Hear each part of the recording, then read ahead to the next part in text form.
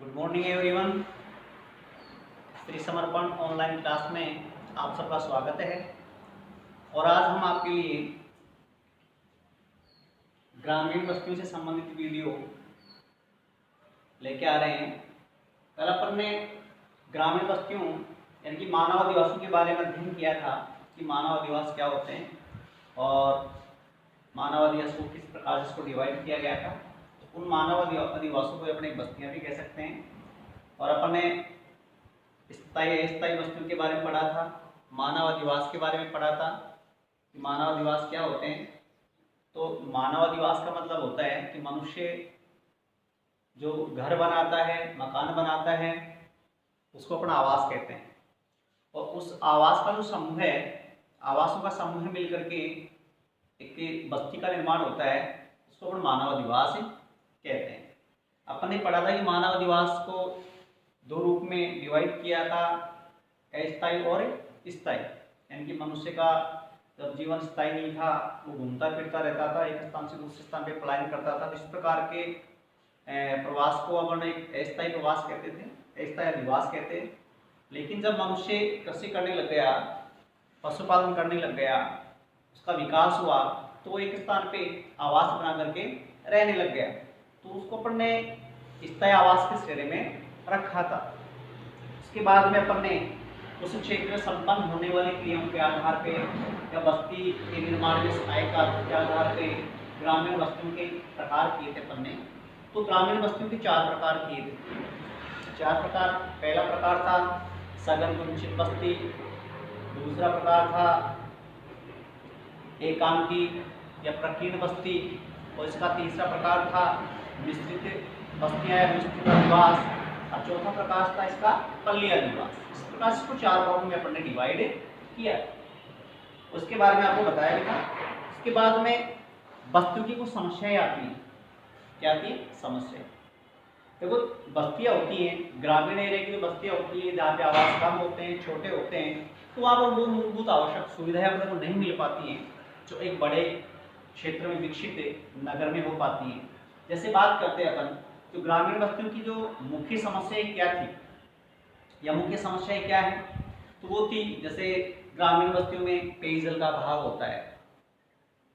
उसके बाद ग्रामीण बस्तियों में आवागमन के साधनों का अभाव होता है, अच्छी सड़कें नहीं बनी होती हैं और हर क्षेत्र में जाने के लिए सड़कें उपलब्ध नहीं हो पाती हैं। इसके बाद में ग्रामीण बस्तियों की समस्या की बात करें तो सबसे बड़ी समस्या है कि ग्रामीण क्षेत्र में चिकित्सा और शिक्षा, उच्च शिक्षा का अभाव होता है।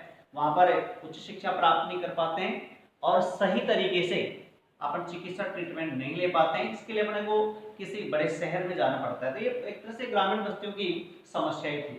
ठीक है। अब उनके बाद में अपना जो आज का जो टॉपिक चलेगा, देखेंगे जो ग्रामीण बस्तियों के जिस प्रकार से प्रकार किए थे, उसी प्रकार से ग्रामीण बस्तियों के प्रतिरूप भी होते हैं। ग्रामीण बस्तियों के प्रतिरूप किसके आधार पर बनाए जाते हैं कि जो बस्ती का निर्माण होता है तो उसका जो आकार बनता है, उस आकार के आधार पे ग्रामीण बस्तियों को अलग अलग प्रतिरूपों में रखा जाता है। तो आज हम बात करते हैं कि ग्रामीण बस्तियां होती हैं, एक प्रकार की नहीं होती हैं, अलग अलग प्रकार की होती हैं। अब इसका प्रकार किस प्रकार से डिवाइड होता है, किस प्रकार से, किस पर निर्भर करता है कि जिस क्षेत्र में इस बस्ती का निर्माण हो रहा है वहां की स्थलाकृति कैसी है या वो स्थान कैसा है, उसकी संरचना कैसी, उसका स्ट्रक्चर कैसा है, तो उसी के अकॉर्डिंग उस बस्ती का निर्माण होगा। तो इसके आधार पर हम बस्ती को देखते हैं तो अलग अलग प्रकार से डिवाइड किया गया है, इसके प्रतिरूप बनाए गए हैं। सबसे पहले देखो, अपन इस पे बोर्ड पे लिखा है, इसलिए लिखा है कि आप इसको देख करके आसानी से लिख सको, वरना इसको वैसे ही पढ़ा सकते थे, डायरेक्टली पढ़ा सकते हैं पर, लेकिन लिखने का मतलब ये है कि इसको आराम से देखो, समझो, इसको लिख भी सकते हो, नोट्स भी बना सकते हो। ठीक है। तो अपन इसमें पहला जो इसका प्रकार है, पहला प्रकार क्या है? देखो, रेखीय प्रतिरूप। पहला प्रकार कौन सा लिया अपन ने? रेखीय प्रतिरूप। रेखीय प्रतिरूप आप नाम से ही विदित हो रहा है कि रेखीय प्रतिरूप रेखा के रूप में, किसके रूप में? एक रेखा के रूप में इसका निर्माण होता है। अब रेखा के रूप में निर्माण कैसे होता है कि जैसे मान लो किसी क्षेत्र में कोई पक्की सड़क है, सड़क बनी हुई है, जैसे मान लो मैं कह दूं यहाँ पे एक सड़क बन गई, क्या बन गई? सड़क बना दी मैंने, ठीक है, ये सड़क जा रही है, ठीक है, ये दिल्ली और ये जयपुर को सड़क जा रही है। अब इस सड़क पर कोई किराया नहीं है, कोई चौराहा नहीं, सीधी सड़क निकल रही है, ठीक है।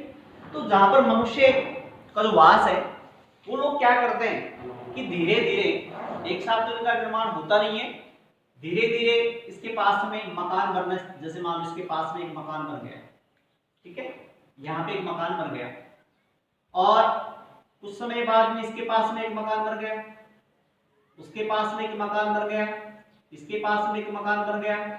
इसी प्रकार की जो संरचना है, जो आवासों की संरचना, इधर भी विकसित हो जाएगी, यहाँ पर भी मकान बन गया और यहाँ पर भी मकान बन गया और यहाँ पर भी मकान बन गया।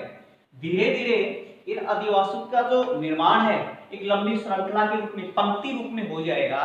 तो इस प्रकार की जो बनी हुई संरचना है वो आपके रेखीय रेखा के रूप में दिखाई देगी। ये मार्ग है, ये क्या है, मार्ग, रोड है। इसके चारों तरफ क्या बन रहे हैं, ये घर हैं, आवास हैं। ये क्या बने, जैसे आपने यहाँ बना रखा है, ये आवास है, ये क्या है, आवास, और ये क्या है, रोड, सड़क, इसके चारों बन रहे हैं। तो इस प्रकार से एक रेखा के रूप में दिखाई देते हैं। इस प्रकार के अधिवासों को अपन रेखीय प्रतिरूप में रखते हैं।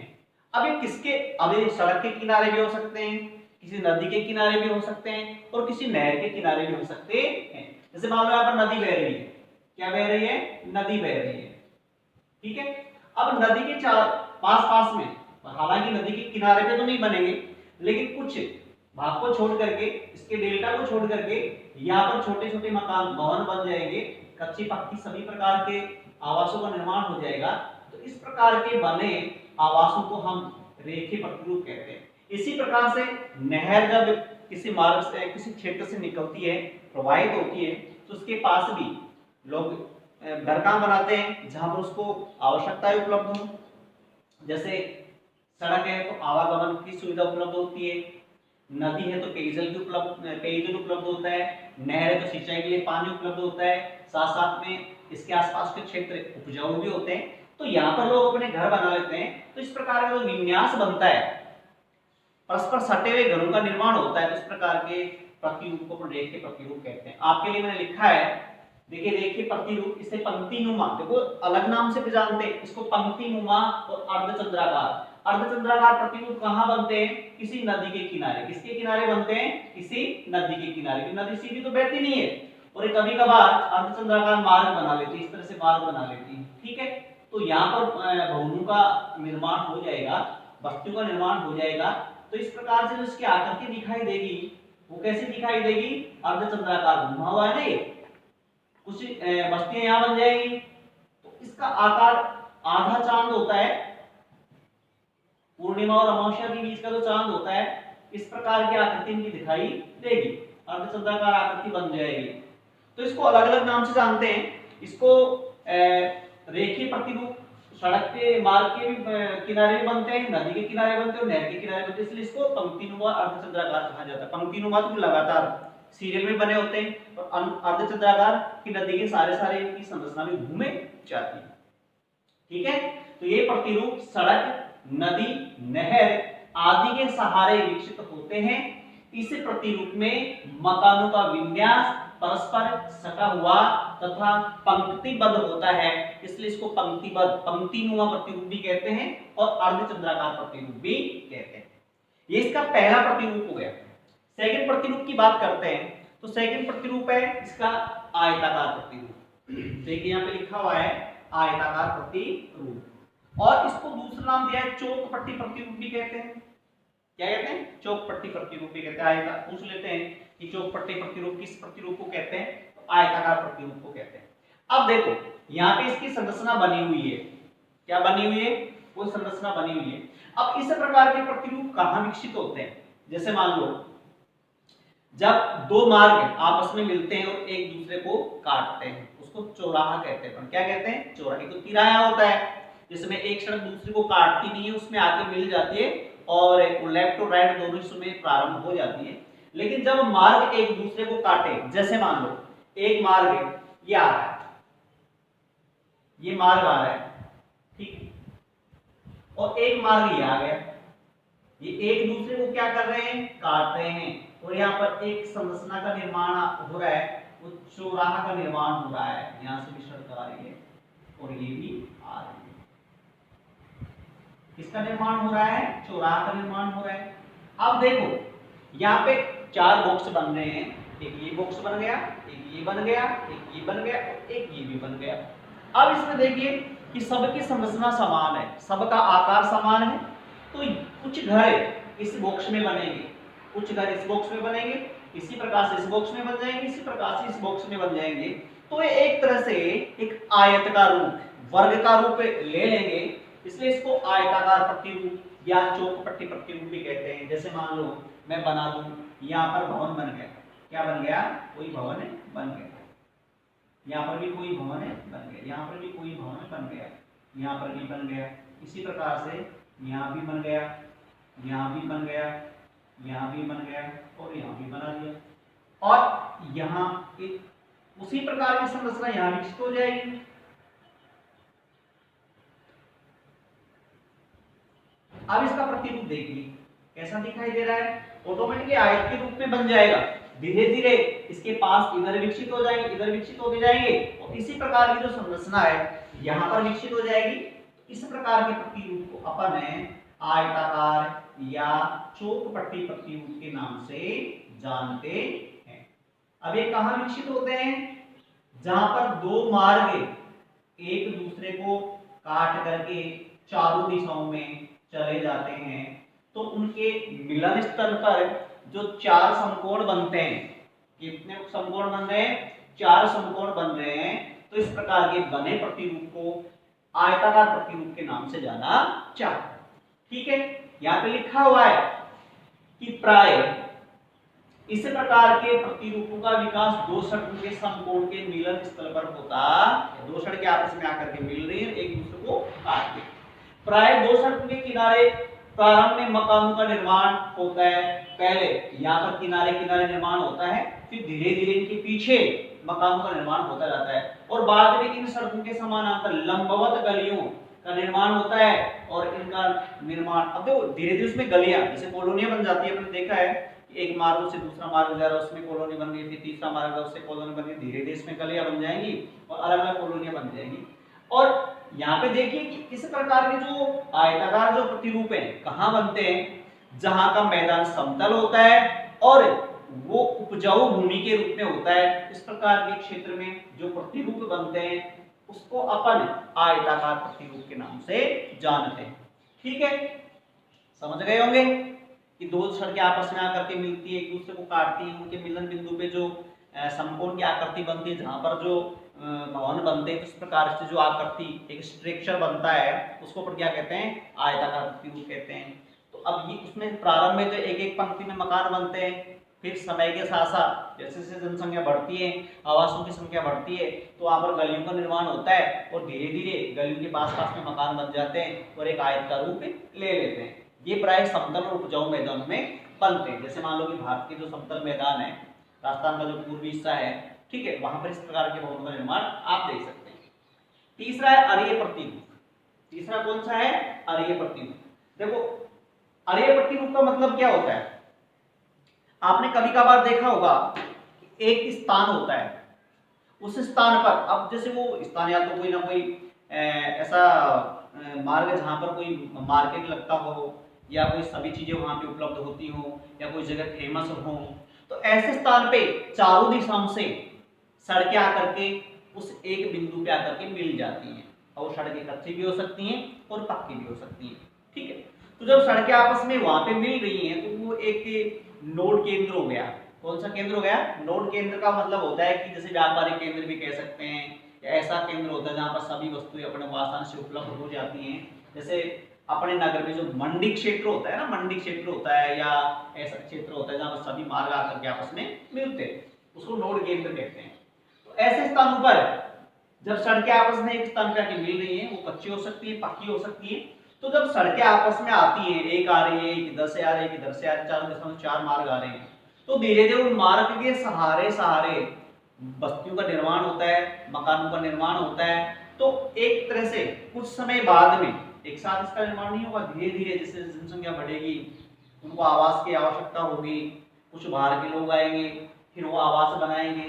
कभी कभार क्या होता है कि आंतरिक भाग में जनसंख्या अधिक होने के कारण उनका प्रवास बाहर की ओर होता है, पीछे की ओर होता है, ठीक है। तो बाहर की ओर अपना भवन, मकान, आवास बना लेते हैं। तो धीरे धीरे एक प्रकार का स्ट्रक्चर बन करके तैयार होता है, एक प्रतिरूप बन करके तैयार होता है, उसको अपना अरीय प्रतिरूप कहते हैं।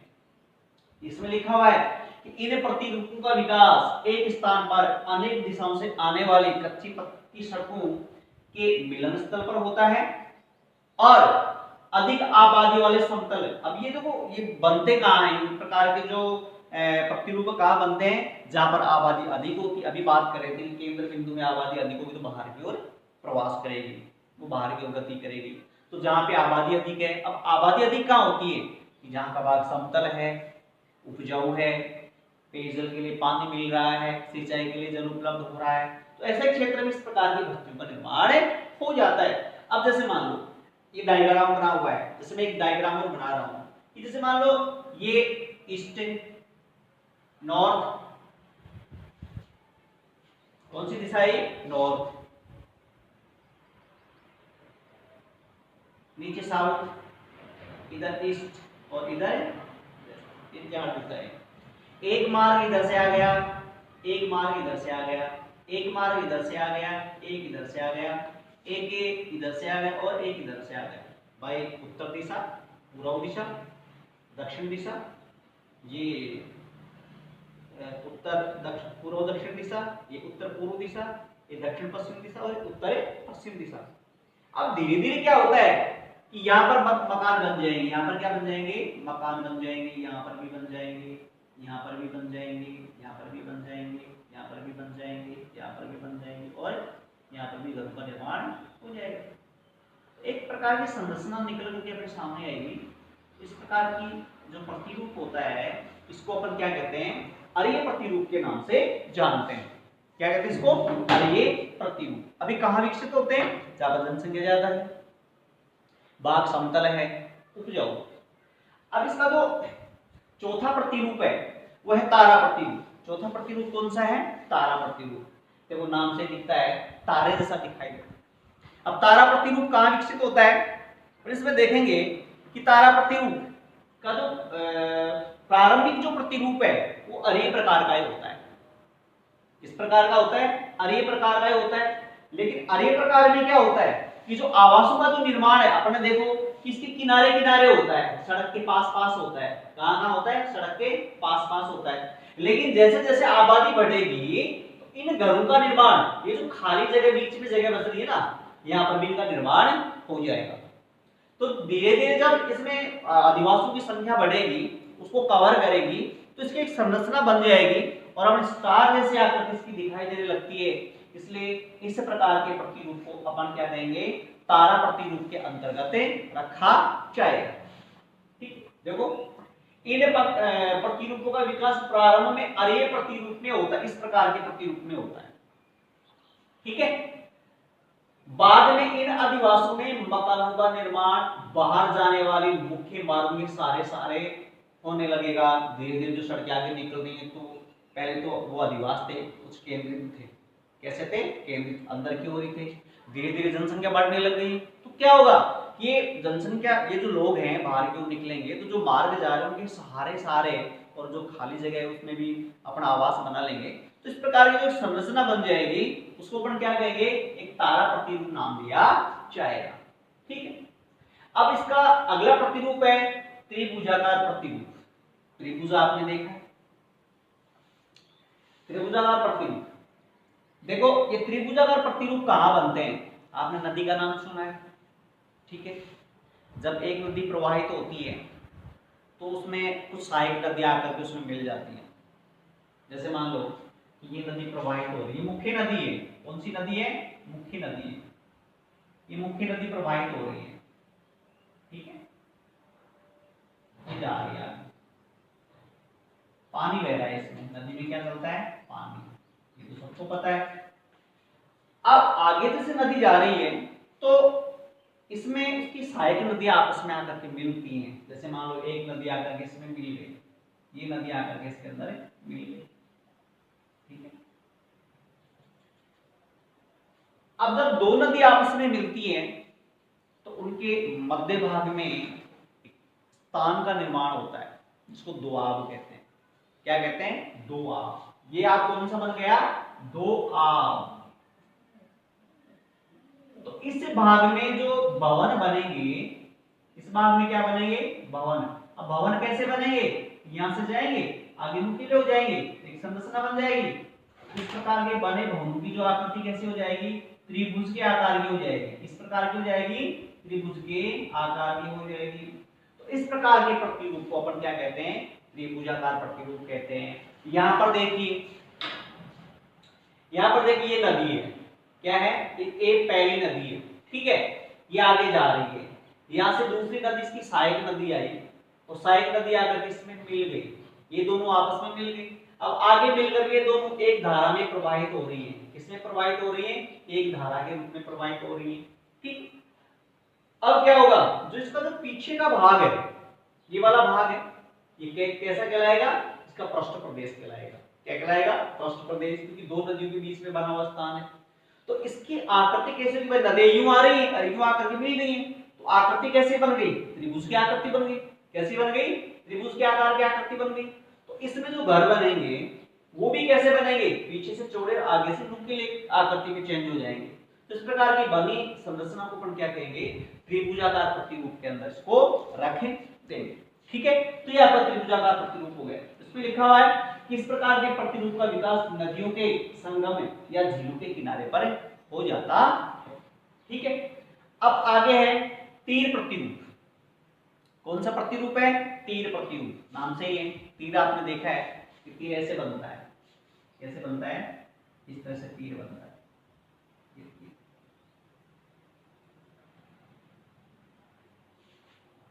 ठीक है। अभी कहां बनते हैं? ये जो झीलें होती हैं उसके किनारे बनते हैं कि जैसे ये झील क्षेत्र, इसमें पानी इधर से आ रहा है, क्या आ रहा है? इधर से पानी आ रहा है।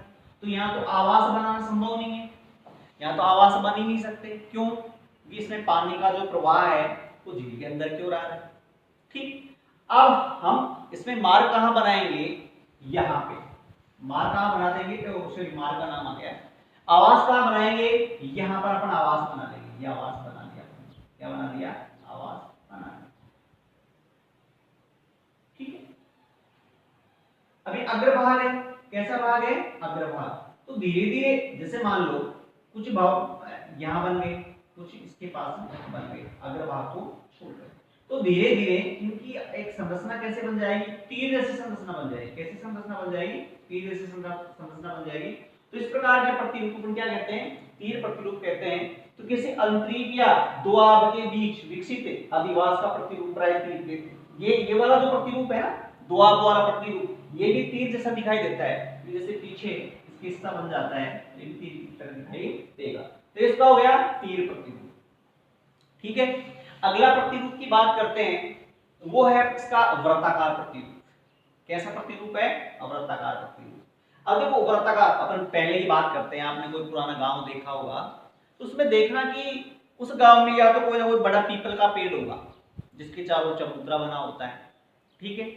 या वहां पर किसी न किसी प्रतिष्ठित व्यक्ति का घर होगा। तो धीरे धीरे उस घर के आसपास और घर बन जाते हैं, ठीक है। और वो घर बन करके बाहर की ओर विस्तारित हो जाते हैं। या फिर अपन ये कह सकते हैं कि जैसे मान लो वो झील है। क्या है? झील। ये झील बन गई। क्या बन गई? झील।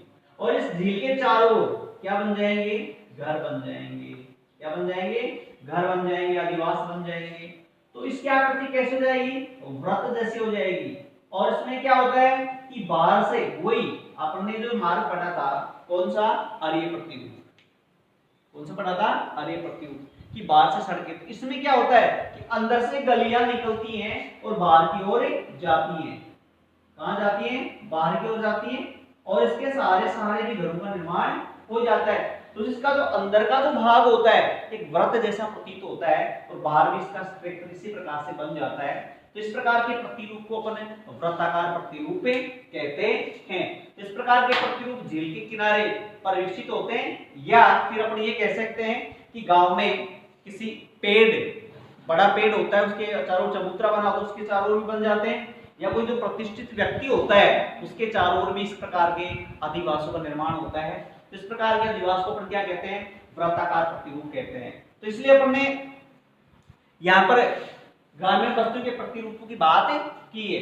पहला रेखीय प्रतिरूप पढ़ा है, दूसरा आयताकार प्रतिरूप पढ़ा है, तीसरा अरेखीय प्रतिरूप पढ़ा है, चौथा तारा प्रतिरूप पढ़ा है, पांचवा त्रिभुजाकार प्रतिरूप पढ़ा है, छठवां पढ़ा अपन ने तीर प्रतिरूप पढ़ा है, सातवां वृत्ताकार प्रतिरूप। पहले तो अपने को इन प्रतिरूपों का नाम याद होना चाहिए। क्या याद होना चाहिए, नाम याद होना चाहिए। उसके बाद में इसकी संरचना को आपको देखना है कि किस प्रकार की संरचना बनी हुई है, किस प्रकार का आकार प्रदान कर रहे हैं। तो धीरे धीरे जब इसके आकार को देखोगे तो आकार देख करके आप नाम का पता लगा लेंगे कि ये प्रतिरूप कौन सा है और किस स्थान पे बना है, किस प्रकार से इसको एक स्वरूप मिला हुआ है, तो ये आपको ऑटोमेटिकली याद होगा।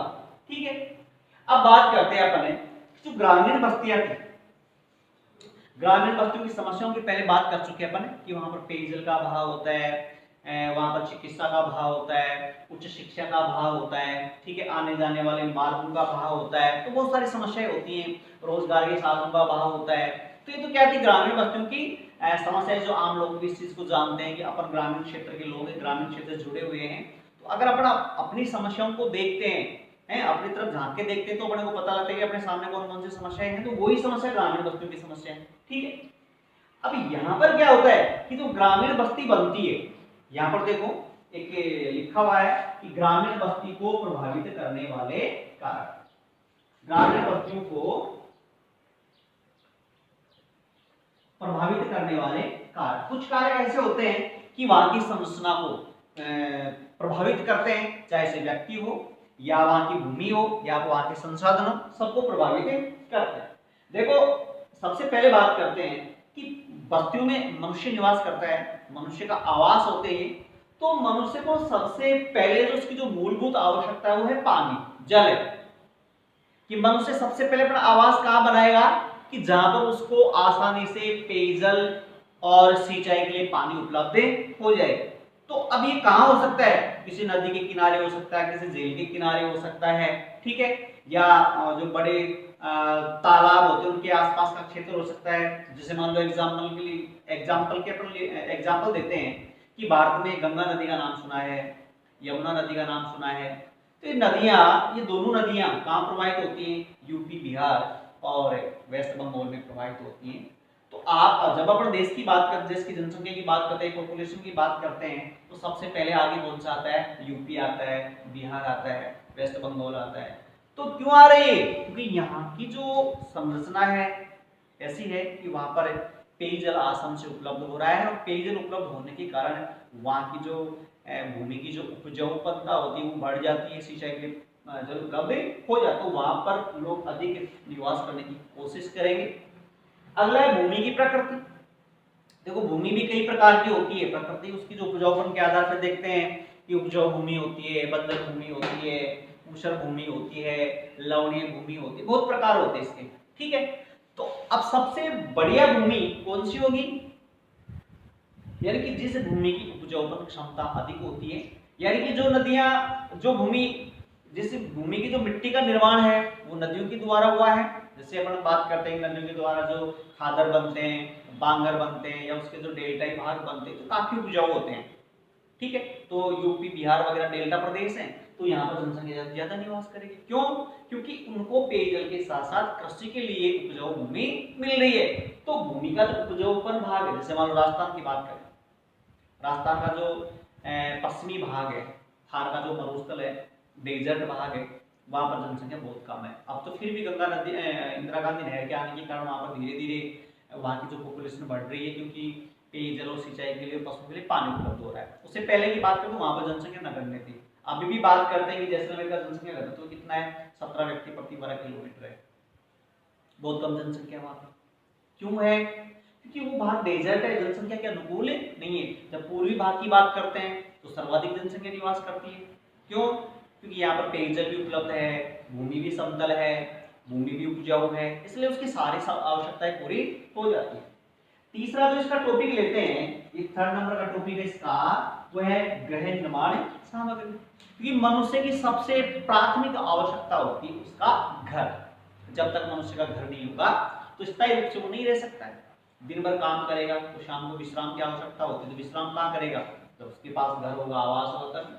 अब इस घर को बनाने के लिए कुछ सामग्री की आवश्यकता होती है, ठीक है। तो ये सामग्री जहां आसानी से उपलब्ध हो जाती है तो मनुष्य उसी के पास में अपने घर निर्माण की, गृह निर्माण की कोशिश करेगा। तो ये वाला हिस्सा है, ये भी मनुष्य जनसंख्या की जो बस्तियां होती हैं, ग्रामीण बस्तियां, उसके बसाव को प्रभावित करता है।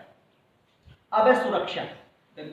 सुरक्षा एक महत्वपूर्ण कारक है कि मनुष्य यानी कि जो जीव है, बुद्धिजीवी लोग हैं, इनको एक सुरक्षा की विशेष आवश्यकता पड़ती है, ठीक। अब सुरक्षा कैसे भी मान लो, अब इस सुरक्षा वाले स्थान पर मनुष्य आवास करेगा, ठीक है, समूह में रहेगा, ऐसे स्थान पर अपने घर बनाने की कोशिश करेगा जहां से उसके जंगली जानवरों से है या अन्य प्रकार के समुदायों से सुरक्षा मिल सके, वहां पर अपने घर बनाएगा।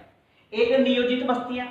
नियोजित बस्ती का मतलब होता है कि ऐसी बस्तियां होती हैं जिसका निर्माण करने से पहले उसकी रूपरेखा तैयार की जाती है और ऐसे स्थान की खोज की जाती है, ऐसे स्थान का पता लगाया जाता है, ऐसे स्थान का चयन किया जाता है कि अगर वहां पर बस्ती का निर्माण किया जाए तो उससे संबंधित मूलभूत आवश्यकताएं आसानी से उपलब्ध हो सके, कि वहां पर पेयजल भी उपलब्ध हो सके, वहां की भूमि उपजाऊ भी होनी चाहिए, गृह निर्माण सामग्री भी आसानी से मिलनी चाहिए और सुरक्षा भी होनी चाहिए, ठीक है। इस प्रकार से जिस स्थान पे बस्ती बनाएंगे तो उसको अपन नियोजित बस्ती कहेंगे। और नियोजित बस्ती, जहां पर नियोजित बस्ती का निर्माण किया जाएगा, धीरे धीरे वहां पर अन्य बस्तियों का निर्माण और हो जाएगा। इसलिए अपन कह सकते हैं कि जो ग्रामीण बस्तियां होती हैं उसको प्रभावित करने वाले अनेक कारक हैं, जैसे जलापूर्ति है। हालांकि मैंने इसका जो विवरण लिखा नहीं है, लेकिन आप सुन करके भी लिख सकते हो। भूमि की प्रकृति है। जलापूर्ति का मतलब कि जहां पर जल आसानी से उपलब्ध हो जाते हैं वहां पर मनुष्य अपनी बस्तियों का निर्माण करता है, जैसे डेल्टाई क्षेत्र या झील के आसपास। भूमि की प्रकृति की बात करते हैं कि मनुष्य अपनी बस्ती का निर्माण उन क्षेत्र में करता है जहां की भूमि उपजाऊ होती है और उपजाऊपन के साथ साथ उसमें सिंचाई के लिए जल उपलब्ध हो जाता है, ठीक है। गृह निर्माण सामग्री यानी कि मनुष्य अपने घर का या बस्ती का निर्माण वहां करेगा जहां पर बस्ती निर्माण के लिए आवश्यक सामग्री आसानी से उपलब्ध हो जाए, ठीक है। सुरक्षा की बात करते हैं तो मनुष्य आवास के बनाने के लिए सबसे पहले वरीयता उस स्थान को देगा जहां पर उसको सुरक्षा संबंधी सभी चीजें दिखाई दे रही हैं, वहां पर किसी प्रकार की असुरक्षा नहीं हो।